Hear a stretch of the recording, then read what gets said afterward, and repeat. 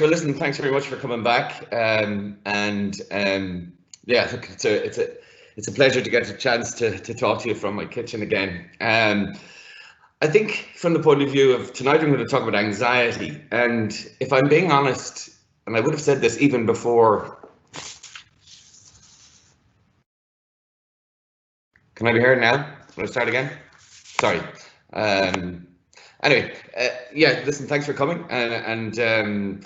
I suppose the topic of anxiety is something I would have spoken about at length even before COVID, in terms of, I think in the last 5 years, I've never met more anxious children, and I'm doing this job 25 years. And then the same token, I probably have never met as many anxious parents.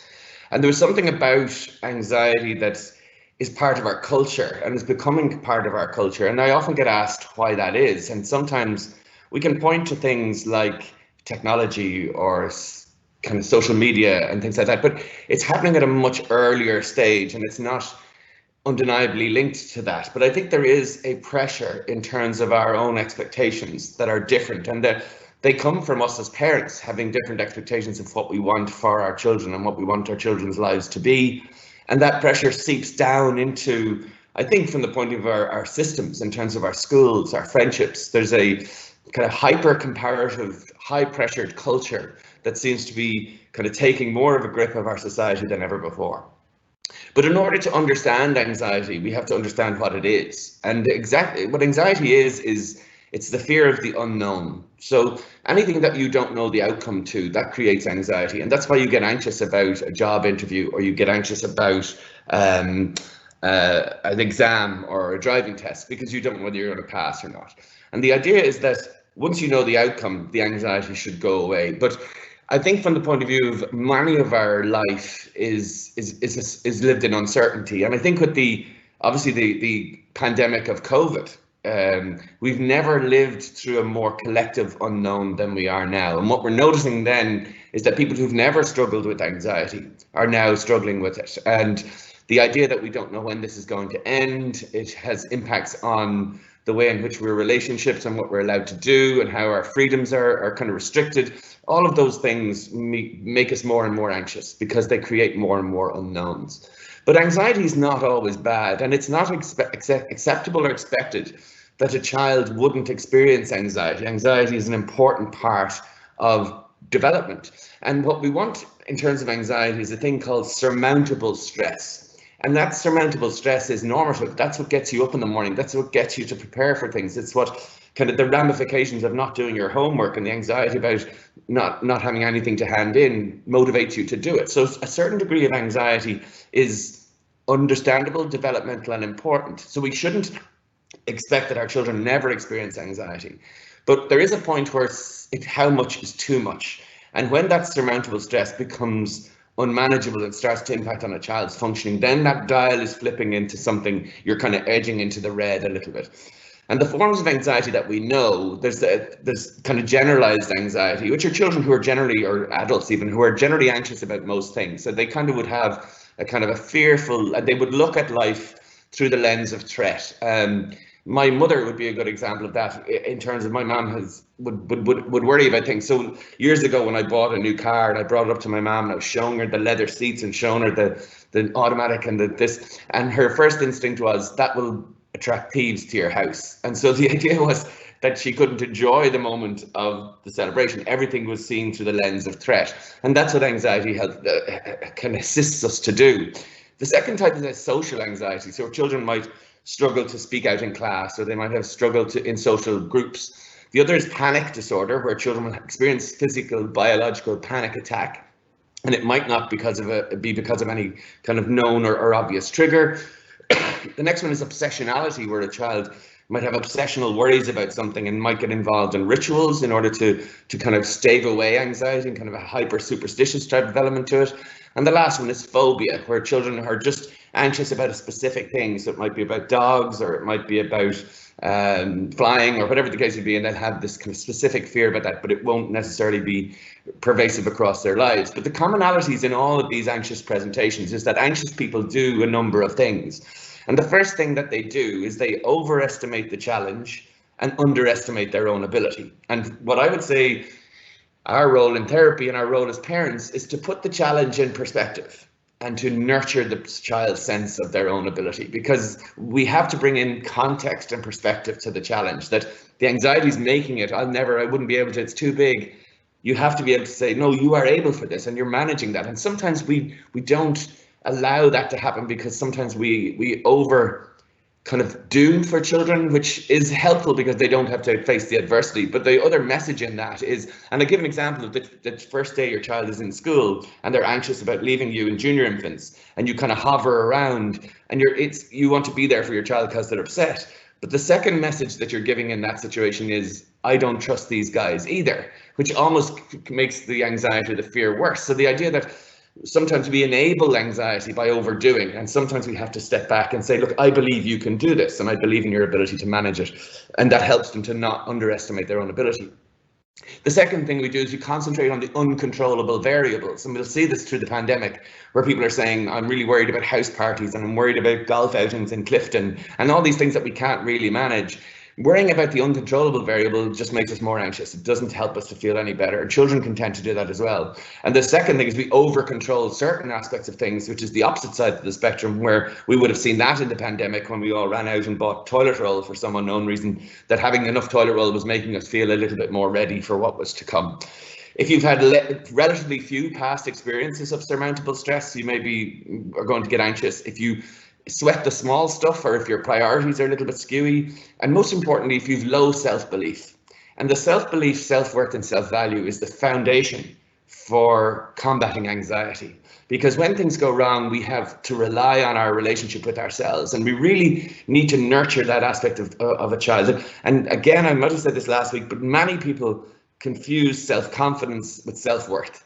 Self-confidence is your ability to do something or execute a task. And I've seen lots of children who are very self-confident at hurling or singing or doing sports or whatever it might be. But their self-worth is their evaluation of their own value. And that can be very different. So I can be very confident and I could give this talk to you in a confident way, but there's nothing to say that when I close the laptop, I won't walk away crying saying that was 40 minutes of those people's lives that they'll never get back, and I was so rubbish and I was so crap and I was all this. So from the point of view, my own truth is the only truth that matters, and that's where self-worth, self-value and self-belief come in. And we focus way too much on trying to make children confident at executing tasks, and we forget to turn the lens in on their own self-value.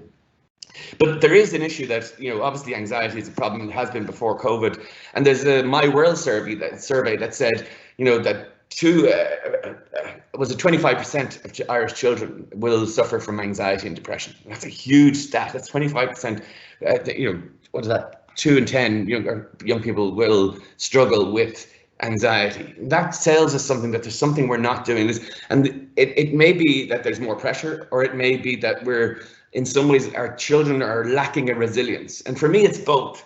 I would not want to be growing up in today's world. The pressure that young people are on from much, much younger is nothing akin to what we would have experienced, or certainly I would have experienced.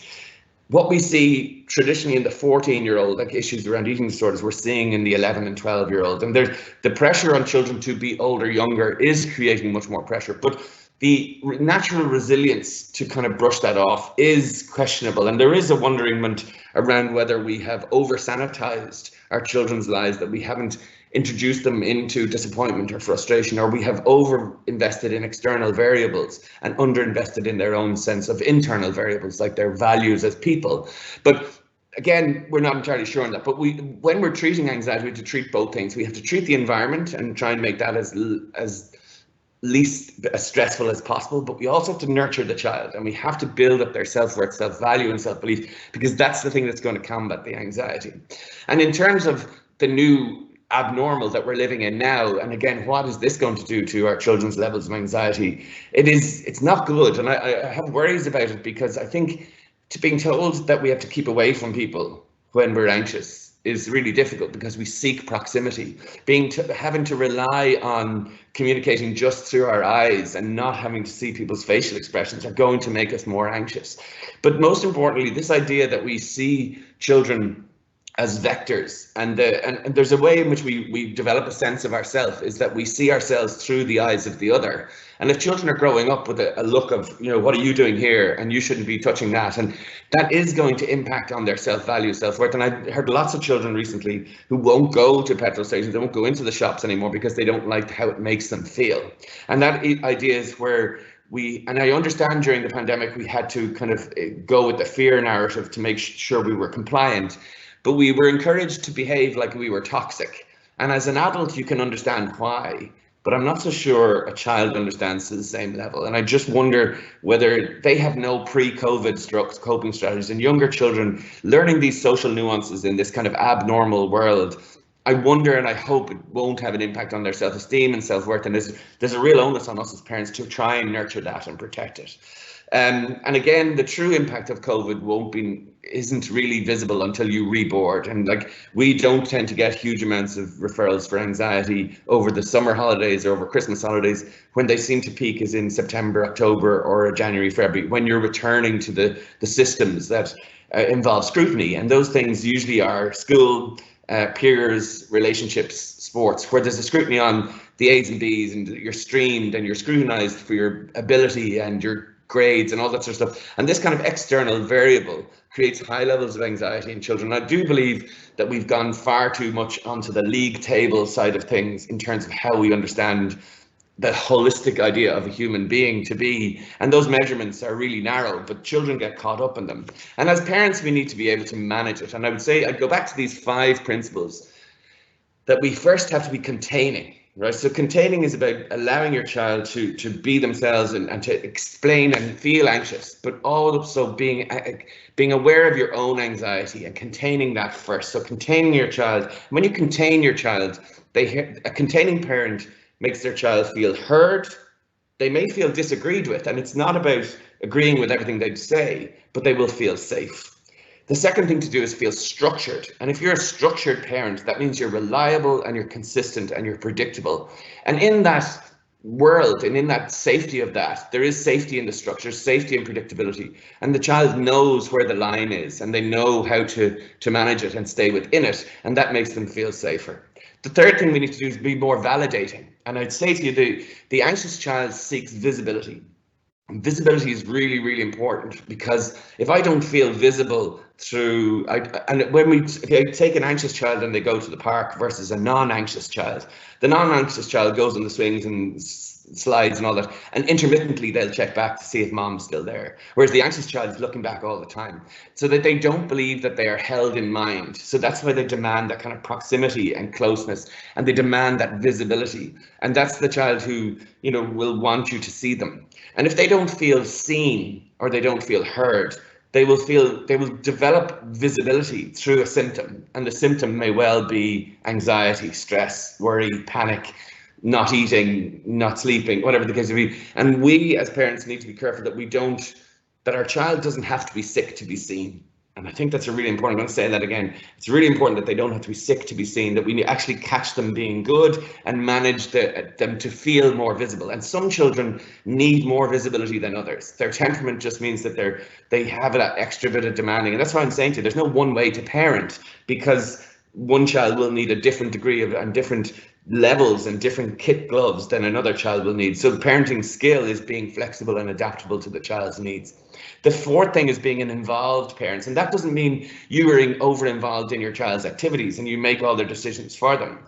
Involving your child in their own life means pacing their reality at a pace that the child can grow but also can manage. And that's a real issue, about giving them enough independence, giving them enough kind of autonomy to allow them to make mistakes without falling. And so the idea is that you kind of almost, the way you teach them to walk is you get them to wobble, but you're holding either side, and then you get less and less. And when you're teaching them to ride a bike and you're off the stabilizers, you gradually are getting less and less involved in stabilizing the bike as they show an ability to do that. And as you do that, that's how you overcome the anxiety, by being able to cycle the bike yourself.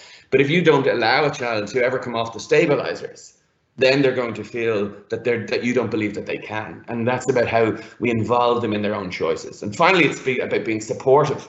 And supportive isn't about, again, it's not about agreeing with your child or giving them everything that they want. Supportive is about your child feeling believed and that someone has their back. And that's really important, that a child feels that they have that sense of being able to know that I can go to you and you'll get it. You mightn't understand and you're not exactly, living my life, but I know that you'll hear it and I know that you'll try. And it doesn't mean that you have to have the answers, but you just have to be available to listen to the problems.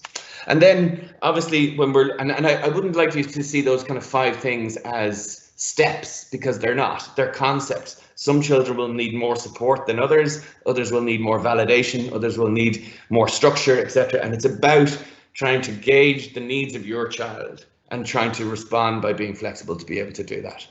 And I would say to you that the correct understanding of how we manage anxiety is that the first thing is the airplane approach. And the way they say, put your own stuff on first before you tend to the child. And it is about managing your own anxiety.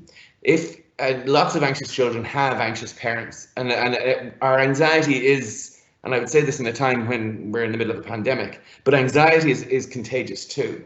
And children pick up on your worries and they pick up on your atmosphere, your concerns. And there's something about being a parent that is inherently anxious, and we all feel that way, and there's nothing that's too pathological about that, but we do have to keep our anxiety in check. And what we do is, in order to manage our anxiety, we like to be in control. So the more in control I am, the less anxious I feel. But when it comes to parenting, the more in control I am, the better I feel, the less independent my child feels, and the less able my child believes that you believe in them. Does that make sense? So again, when you're trying to help an anxious child, the hardest part is trying to decide whether your child is unwilling to do something or unable to do something. And what I'd say to you is, when you're trying to coach an anxious child to do something like face a fear or do something that they're afraid to do, or go to parties if they're anxious about that, some days you'll have to push them and you'll realize that you've pushed them too far. Wasn't the right thing to do, and you'll have to adjust. And it is trial and error, but you still have to try. You have to try to create that surmountable stress and find the level that separates that the unwillingness gets challenged and the inability gets supported. So a child that's unable needs an arm around the shoulder, and a child that's unwilling might need a nudge. And so the idea is to try and get that. And I would say to you, the other thing about anxiety is it has to go up to come down. So from the point of view of anxiety, if you're at 8, 9, 8, 9, 8, 9, 8, 9 anxiety, right, you almost have to hit 10 for it to come. So 8, 9, 8, 9, 8, 9, 10, 9, 8, 7, 7. It has to hit the top to come down. So there is a bit about facing your fears, and there is a bit about, I can't get somebody over a phobia of spiders without bringing a spider into the room. I can't get somebody over a phobia of food without getting them to eat. And so the idea is that we have to push to that point of 10, but our avoidance and anxiety keeps us at 8, 9, 8, 9, 8, 9 all the time, and that can make things a little bit difficult. The other thing is, what anxious people will say is, when I feel better, I'll do something different. And the response to this is oftentimes no. When you do something different, you'll feel better. So it means we have to almost coach our child into doing almost like a physio approach, that they have to do the exercises to go to the point where it's uncomfortable in order to be able to execute the skill. And so, encouraging avoidance and enabling avoidance by taking away all the anxious kind of stimulus is not going to make the child feel or able to build up that resilience to it. And the last thing I'd say to you is, I'd approach this problem like you'd approach a roller coaster. And I might have said this last week, but I do think it's kind of a good approach and a good analogy. When you're with your child and you're anxious, you can't guarantee that everything's going to be okay, because you simply don't know that. If you make a guarantee and it turns out that it's wrong, they're going to lose trust in you. But you're going to say, whatever is up ahead, we've got this. And we've got to put our arms around it and say, we're in here together. That's the best approach to managing it. That's the approach that makes them feel heard, makes them feel listened to, but doesn't give false promise. So I hope that was helpful, and thanks for that. Thanks very much, Colman. So we've got lots of questions in, and what I might just start with, a bit like last week, is a clarification that a number of people have asked for. So could you define self-worth again, please? Okay, self-worth, self-belief, and self-value are how a child feels about themselves, not about how good they are at things. So we would often say to someone, you're a good hurler, you're a great dancer, you're a good singer, and we're talking about external variables. So we're talking about these measurable, tangible things.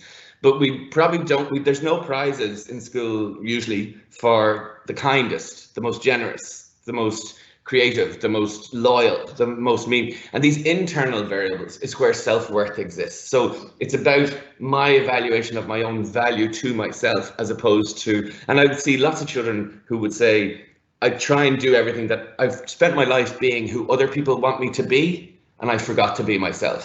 And it's that idea that the self-worth and self-value is according to your value system, what's important to you. And it's not about confidence, because there's lots of kids who are very high in confidence, but very low in self-esteem. Does that make sense? Yeah. So what I might do is, we've got lots of questions about similar topics, and then we've got some more specific questions. So I might do a combination of them as we go through. So we've had a lot of questions, Colman, about nervous tics, head nodding, grunt sighing, uncontrollable impulses, hand licking, excessive nail biting. Is there something that you could advise parents if they've got children who are doing that? Yeah, I mean, childhood tics are not that unusual, and probably by the volume of the questions that you're getting, but there's thought to be a neurological issue. So it's not necessarily, they are oftentimes exacerbated by anxiety, so they get worse when you're anxious, but they also get worse when you're tired or when you're kind of bored, and so they have kind of different responses to it. The issue, a huge amount of tics children grow out of, and that won't be an issue down the line. And it depends how much it is impacting on their ability to function. But oftentimes children become very aware of their tics, and so they become very self-conscious of it. And so there is a self-esteem cost to that piece. What I would say, the best way to understand a tic is it's like an itch that you need to scratch. So the child feels kind of that involuntary, it's very hard to kind of manage it. And so you empathize with the experience of how difficult that is, and you're trying to support them to manage that a little bit better by possibly distracting them or moving them out into something. You're not scolding them for ticking, because they can't help it, but I know children who maybe go to the bathroom in school and they tick for a little bit, and then they'll be able to manage the next hour. Do you know what I mean? So it is a kind of, there are strategies and ways in which they can manage it. A lot of children grow out of tics, but it is a neurological issue as opposed to which anxiety makes it worse. But again, it's just how much it impacts on functioning. And I would, I'd hold off until a child is kind of 11 or 12 to see if it's getting any better, because sometimes they're very slight and they kind of grow out of them, and other times they get a bit more elaborate. But something like a vocal tic or a facial tic like that, yeah, most times it'll be fine, but just to keep an eye on it. Okay, thank you. Another area where we're getting a lot of questions is a lot of nighttime anxiety since returning to school after the school lockdown. The kind of things parents are raising with us are fearful of everything, fearful of monsters, fearful of COVID-19, fearful of dying, fear of family members dying. And I think what's important is anxiety is a feeling, right? So it's an experience within your body. So you get this anxiety around, say, for example, doing an interview, or you get butterflies in your tummy, or your heart starts to beat, or you get this kind of anxious feeling. And what we do is we have to put meaning on why we feel like that. And sometimes it's coming out of, it's beyond words. We don't know what it is that we're anxious about. But children will find a story to make sense of it. So the monster under the bed, or I'm going to die, or a physical symptom, it gives the anxiety a communication. But what I'd say to you is the symptom is them pointing to the problem. It's not the problem. So if they're saying, I've sore legs, I'm sore backs and all that, you can go to every GP and get every scan and get every x-ray. It's not going to manage the anxiety, which is something else. So I would acknowledge that this is a communication, but try and find out what's going on behind it. And again, like last week, trying to find that meaning behind behavior. Nighttime is typically where things always go skewy, because everything's quiet, the distractions are down. And from the point of view of the child, oftentimes will try and, they're nervous about going to sleep to be on their own. Again, wouldn't get into bad habits of kind of over enabling that by staying in beds and things like that. But maybe before bed, about a half an hour, have a worry time where you get a child to sit down and say, what's in your mind? Let's work some stuff out here. Then have a half an hour before. And so it's oftentimes that you have that done beforehand. Yeah, I mean, again, reassurance won't really work without kind of nurturing their own self-value. And it's really important as parents that we say, I know you can do this. You've got this. You're enough here. And I understand why you're anxious, and I want to help you with that, but not in a way that disables you. Does that make sense? Okay, thank you. Thank you. I'll ask a more specific question now then. My 9-year-old daughter suffers from anxiety and panic attacks since the age of 4 or 5, mostly at night time. She can have up to 3 diarrhea movements. She cannot eat after 7 p.m. This is mostly school nights or in the morning of school before going to hockey or drama class. I'm a single parent and she doesn't have a great relationship with her father. He has a new girlfriend and baby now, and she feels like he has abandoned her. I cannot afford child therapy, but I need to help my daughter overcome all of these anxieties. That's a hugely difficult issue. This kid is 9, but we oftentimes experience what's called psychosomatic issues, which is where we experience the fear in our bodies. So if you want proof that your body reacts to your emotions, you just have to think about embarrassing. When you blush, embarrassment is an emotion, but your face goes red. So there's an undeniable link between anxiety and physicality. That's why we get these kind of bowel motions, and we might get tummy pains and all that sort of stuff. So the issue is that that's the manifestation of the anxiety. It's not the origin. The origin is elsewhere. In this case, when she's getting panic attacks, what happens is in panic attacks, you release kind of adrenaline into your system, which gives you these physiological feelings. And then what you do is, oh my God, I'm going to faint, or oh my God, I'm going to collapse. And as you keep adding the anxious thoughts, you release more and more of that adrenaline into your system, which creates more and more anxiety. The key is to nip the anxious thoughts in the bud by not adding fuel to the fire. So when you have that anxious feeling, tell your daughter,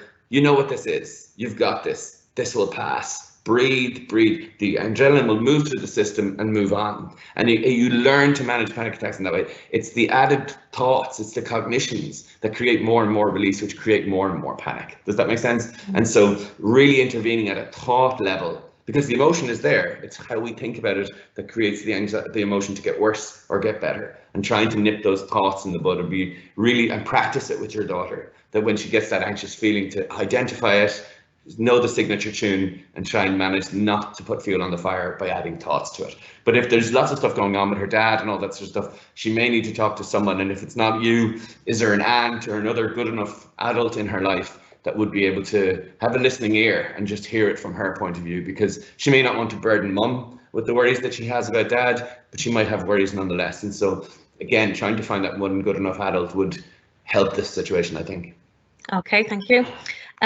Just a number of questions are coming in around children's social anxieties. So one has said that their daughter, who's 7, is conscious of how she's perceived by her peers. She's anxious about being laughed at and she's avoiding group situations. And another 7-year-old who feels that no one likes him, tummy issues, and won't join teams or groups. Yeah, I would think that there is an issue in terms of culturally, in terms of when it comes to friendship. And I would say that probably we've never lived in a time where it's more diverse, and we're looking at all these things, but the normative is still very narrow, and in some ways it's even narrower than it ever was before. So there's a very kind of cliched group of kids that you're either in or you're out, and the membership into those groups can be quite stringent from the point of view, so that lots of children will feel on the periphery, or they'll feel that they're not part of that, and there's a difference between fitting in and belonging. And I think there's many children try and fit in by trying to be like everyone else, but they don't necessarily feel that belonging. The important thing for these children is to find their tribe. And if it's not in school, maybe it's somewhere else. Maybe it's in speech and drama. Maybe it's and I know this in COVID with everything else, it's so difficult to find these other routes.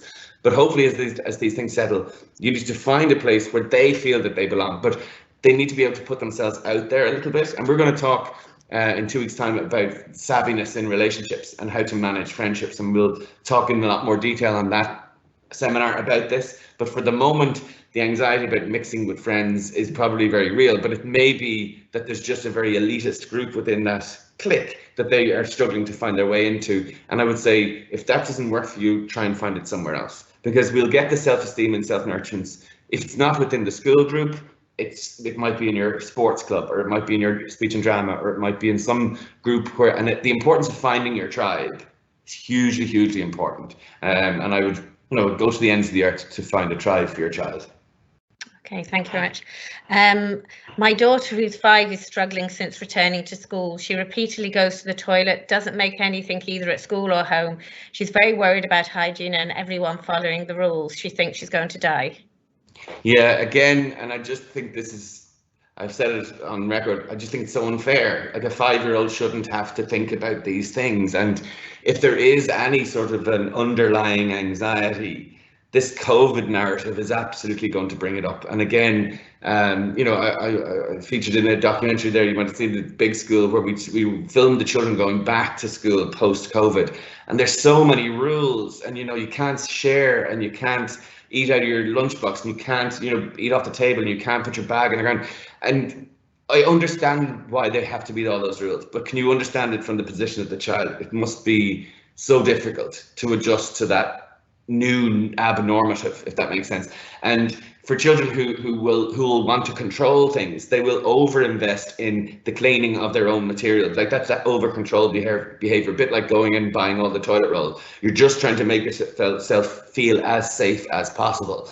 What I'd say is, yes, you encourage that she is in control of her own choices, and she has some agency and she has some autonomy about it, but trying to put that threat into perspective. Do you remember I said anxious people overestimate the challenge and underestimate their own ability, and continually working on and challenging. Anxiety is like a narrative in your head that's going on all the time, selling seeds of doubt and fear and threat. And so the idea is that you have to be this other voice on the other stuff that's bringing balance. And remember, context, reality, perspective. They're the three things that anxiety hates. And if you keep bringing that into the conversation, it will start to settle down. But for a 5-year-old managing to return into a pandemic normative, I just think there's something utterly unfair about that. And she's not the only one struggling. And unfortunately, my phone's been hopping the last 2 weeks with requests for support for children who are finding this reboarding so challenging, and understandably so. There's lots of talk about second surges and second lockdowns, and it's really important to know children are not immune to that. They do pick up on, you know, I was talking to somebody recently, and her 3-year-old came in and said, "What are the numbers today, Mom?" Do you know? And that's a phenomenal level of overburdened. Children shouldn't have to worry about globalness, and we want them to be socially conscious, but we don't want them to be completely overwhelmed with fear and threat. And we're trying to live in a world that is dominated by fear and threat at the moment, and as the parents, we have to be the buffer for that. We have to bring reality, perspective, and, you know, build the forts with the couches in the cushions in the sofas in the sitting room. Make this world as safe as possible within the context that they can, but also try and get them to feel safe on the outside. And that's about you managing your own anxiety as well. But that question about the 5-year-old is a phenomenally difficult one to answer, because all the things that we do for mental fitness, like socialize, mix with friends, volunteer, do something productive, get some sunshine, all that sort of stuff is not really available to us at the moment. And that's why, even as a therapist, your toolkit of advice that you give to people is just, you're scrambling in there to try and find something at the moment, because just the way the world is set up at the moment, it's quite mentally unhealthy, if that makes sense. And so that's why we're all understandably struggling. And is there something in what you're saying there, Colman, that's about parents kind of gatekeeping that media to their children as well, in terms of managing the exposure of children to the level of media that's out there at the moment? Absolutely. I mean, again, you have to mediate the information for children. If you leave 2 children to work it out themselves, they're going to talk about it in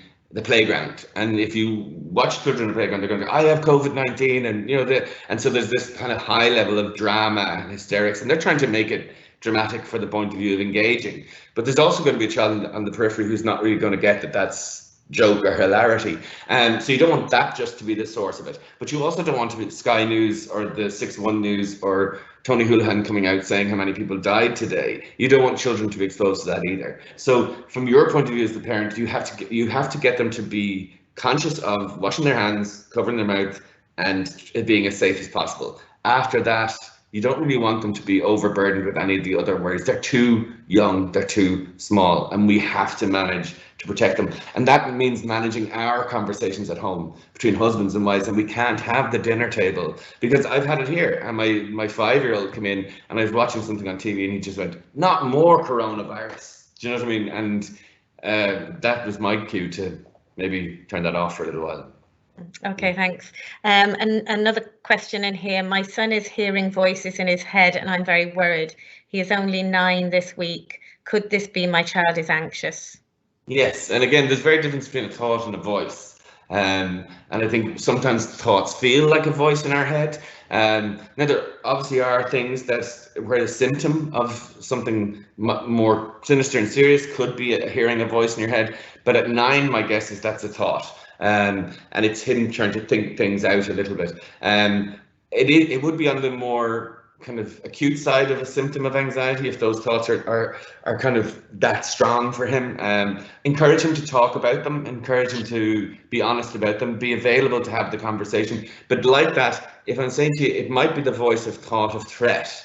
It may not be a voice that's, sometimes, and we'd ask some people sometimes, is the voice inside your head or outside your head? And usually people describe it as being inside their head, and that's much more likely to be a thought than perhaps something like a hallucination. So I don't think you have to get down that road. But from the point of view of, at 9, he's obviously experiencing some sort of anxiety. This is the narrative. He's trying to make sense of it, but just try and intervene, support him, definitely get him to speak about it. And if it is impacting on other levels of his functioning, and we want to look out for things like appetite, sleep, isolating from friends, being avoidant. All these things are all red flags and indicators. And if that stuff's starting to be effective or affected by the anxiety, there may indeed be a need to get some help and support around that. And again, I would say to you, some amount of anxiety is okay, but knowing how much is too much is often the really tricky call to make. Okay, thank you. What's the best way to respond to a child's repeated need to be reassured? Oftentimes we say reassurance is like, pouring water into a leaking bucket, from the point of view of it might give you a kind of sense of momentary gratification, but it doesn't necessarily, it leaks away very quickly. So it's more about reassuring them of their own ability rather than reassuring them that everything is okay. So from the point of view of, if they're coming to you saying, I think I'm going to die, or I think I'm going to get a heart attack, or I think I'm going to get sick, or I think I'm going to get vomit, and you say, no, you're not, no, you're not, no, you're not. You're just kind of patching up and giving that reassurance for that point of view. It's more about saying, you haven't gotten sick for the last 3 days, and you don't need me to reassure you at this moment because you're going to know yourself. And what I'd say to you, there's 4 things that we can do when we're anxious. Demand the evidence. So say, where's the evidence for this fear? And irrational fears have no evidence. So you're going to struggle to be able to back that up. Then you're going to say to them, how is this making you feel? I'm feeling anxious, I feel sick, I feel worried, I feel stressed. Well, they're not good feelings. What are you doing? I'm overthinking it, I'm ruminating, I'm catastrophizing, I'm sensationalizing, anything. Put language on what they're doing and say, what could you do instead? Well, I could go for a walk, I could read a book, I could watch a movie, I could take a bath, have a shower, whatever it might be. And that 4 steps is demand the evidence, ask yourself, how is this making me feel? What am I doing? What's the unhelpful way I'm thinking about this? And what could I do instead? And get into rewiring the thinking strategy from those 4 steps. And you tend to be able to then rewire the automatic, because anxiety is automatic. It's a tripwire that goes straight into threat. And what you're doing is bringing it back and trying to work through the processes. So that is way more effective than just giving reassurance. Okay, and we've time for one last quick one, and it is, our son is 9 years old. Despite all our attention and the time we spend with him, is completely panicked by us leaving him. If I go over to the trash bin, he starts to stress. Okay, now that would be an indication of an attachment difficulty, and we see a lot of that in terms of children who have a kind of what's called an enmeshed attachment to one or both parents, where they kind of need the proximity of the parent almost all the time to feel safe. It's a really difficult place for a parent to be, because that's the parent who is using the bathroom and the child is kind of banging on the door saying, let me in. They seek proximity, and they hate the fact that they seek proximity. It makes them angry and upset. What you're trying to do in that situation is trying to reassure them of your availability, that you're not going anywhere. So the less change, the better. Like no house moves and all that sort of stuff, and then try and really get them to reassure them that you're keeping them in mind. So you're thinking about them even when they're not there. So when I'm upstairs, I'm thinking about you, and so you don't have to be within my gaze for that to happen. Do you know what I mean? And so from the point of view of, you're trying to then kind of wean yourself off, and if dad is maybe someone that might be able to come in and dilute that intensity a little bit, then that's the measure that you should do. But it would be something that's done over months as opposed to weeks. But I'll just finish on one thing. Winnicott says, that when we can't speak, he says, the mother holds the child with her gaze. So the look is really important. And much of what anxiety is seeking the look look at me, are you watching me, are you looking? And if you think about the language you use, watched over, looked after, the look is really important. If it's an attempt at visibility, try and catch your child and be visible without needing a symptom to do it. And say, look, I'm even thinking about you when you're not having panics and when you're not causing, having tantrums and you're not doing this. I'm thinking about you even when you're not doing any of those things. And that reassurance and validation is really helpful for the self-esteem, self-worth, and self-belief. And the last thing I'd say to you is less self-confidence, more self-value, self-worth, and self-belief, and really look at those internal variables. I'm kind, I'm good, I'm honest, I'm loyal. They're the things that we need to start valuing, and let's leave the medals and prizes for someone else. Thanks very much, Colman, again this week for joining us from your kitchen. And just to say to everybody, we'll be here again this time next week, so we'll hope you'll join us. The topic is around internet safety. The registration is still open for that one, so if you haven't registered already, or you know somebody who wants to register, you can get them to register. And again, just to remind people that the recordings of all of these webinars will be made available after the webinar series is finished. So enjoy the rest of your evening, and thank you for joining us this evening, and we'll hopefully see you all next week.